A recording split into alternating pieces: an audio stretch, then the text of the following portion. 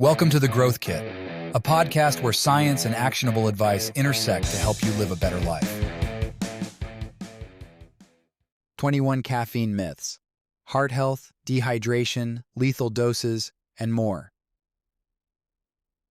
Caffeine is the world's most widely consumed psychoactive substance, yet it's also one of the most misunderstood.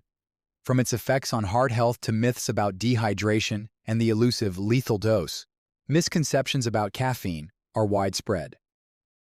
In exploring these 21 common misunderstandings, much of the information presented draws heavily on a comprehensive review published in the Journal of the International Society of Sports Nutrition, highlighting the complex and nuanced relationship between caffeine and our health. Without further ado, here are 21 myths about caffeine. When is it best to stop consuming caffeine during the day? Most recommendations are to stop drinking after 3 p.m., but while the peak effect of coffee is an hour after the sip, the half-life of coffee is 5.7 hours. The average coffee drinker has about 24 ounces of coffee a day, which contains about 270 milligrams of caffeine. That means that if you finish this cup of coffee at noon, then half of that caffeine amount, 135 milligrams, would still be in your system at 5:30 p.m. At 11 p.m., there would still be 67 milligrams of caffeine in your body. This is like drinking 2/3 of a cup of coffee an hour before midnight. While 5.7 hours is the average half-life, a slow caffeine metabolizer can have a 10-hour half-life, and a fast metabolizer can be just a few hours. 2. Does caffeine work for everyone the same way? No. Individual responses to caffeine vary significantly. While most people benefit from caffeine's performance-enhancing effects, a small number may not respond. 3 is also a spectrum of metabolizers, as some are slow and some are faster metabolizers, which explains why my wife can have an espresso after dinner and fall asleep without a problem, while I have trouble falling asleep if my last sip was at 1 p.m. 3. Does caffeine stunt growth in children or adolescents? There is no scientific evidence indicating that caffeine consumption impedes growth in young people.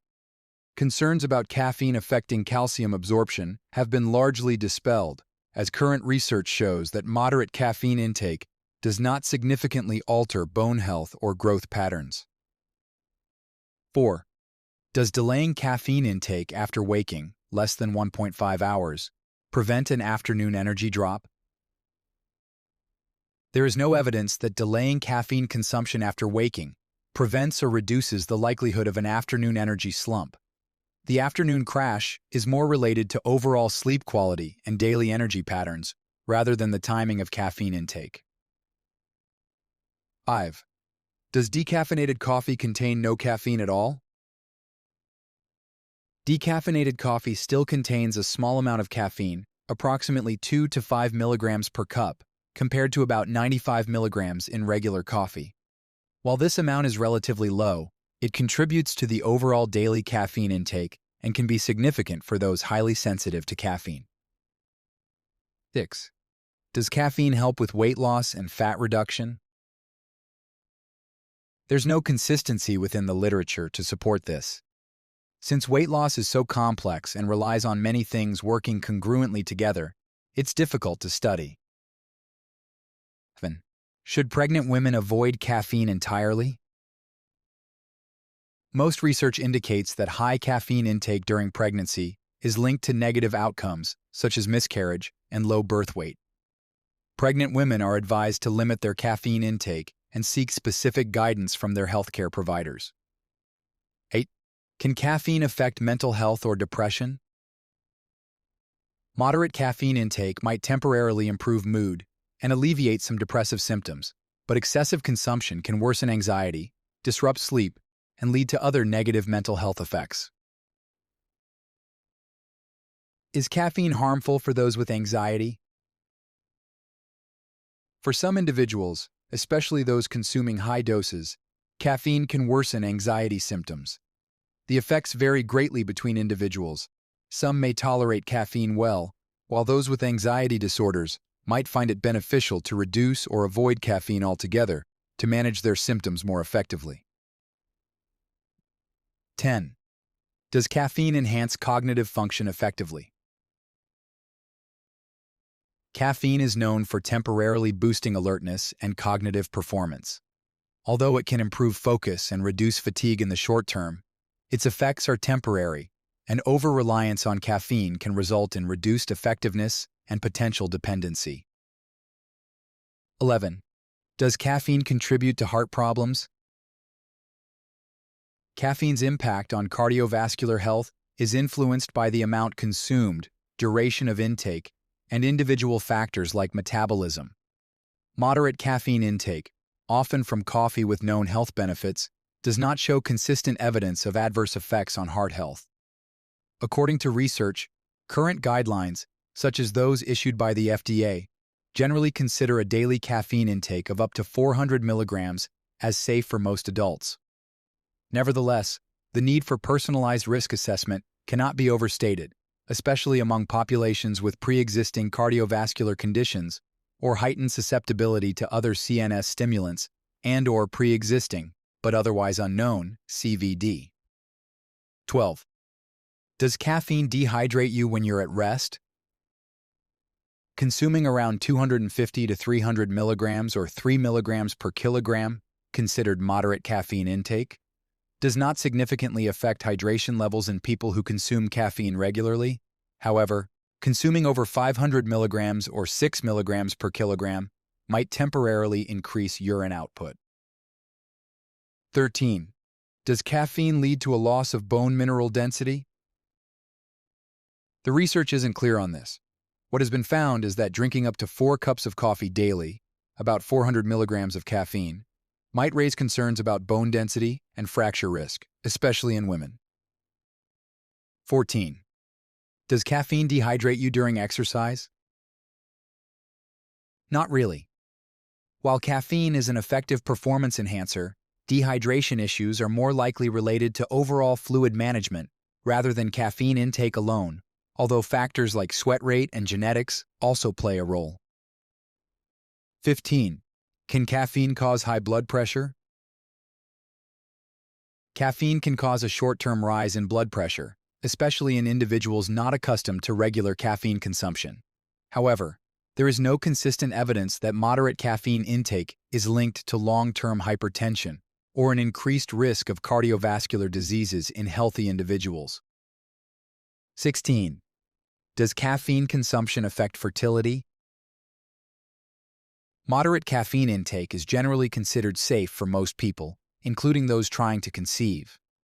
However, some studies suggest that high levels of caffeine, over 300 to 400 milligrams per day, might be linked to a slight decrease in fertility for both men and women. It's advisable for those trying to conceive to moderate their caffeine intake and consult a healthcare provider for personalized advice. 17. Are there differences in how caffeine affects men and women? The research is mixed. Caffeine generally boosts performance for both genders, and the placebo effect can improve sports outcomes. However, some studies suggest males may experience slightly greater benefits. 18. Does regular caffeine consumption affect how you respond to a single dose of caffeine? Habitual caffeine use does not negatively impact the benefits of an additional caffeine dose. To enhance performance, a dose of 6 to 9 milligrams per kilogram may be needed. I used to lower my caffeine intake for 1 to 2 weeks before competitions to maximize the ergogenic effect of caffeine, but it turns out that that is not necessary. 19. Does caffeine impact upper body versus lower body strength differently? It depends on the study, but not really. Overall, the evidence indicates that caffeine's benefits are similar for both upper and lower body strength. 20. Can consuming too much caffeine be fatal? While fatal caffeine overdoses are rare, they can occur in extreme cases. Such instances are unusual for healthy individuals who typically consume caffeine in moderate amounts through beverages like coffee or tea. According to this research, due to its broad presence in the food supply, The Food and Drug Administration, FDA, has recommended a daily limit of milligrams, or 0.4 grams. Further, the FDA estimates toxic effects, like seizures, can be observed with rapid consumption of around 1-200 milligrams of caffeine, or 0.15 tablespoons of pure caffeine. 21. Is caffeine considered addictive? Caffeine can lead to dependence and withdrawal symptoms, such as headaches and irritability.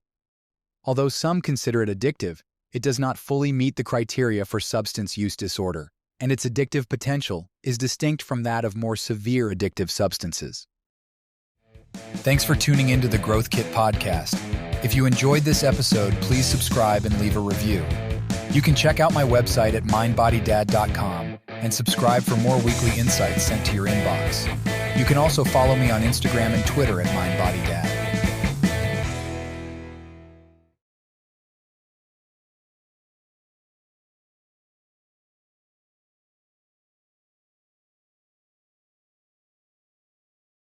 Many of the links I share are affiliate links, which means I earn a small commission if you purchase through them.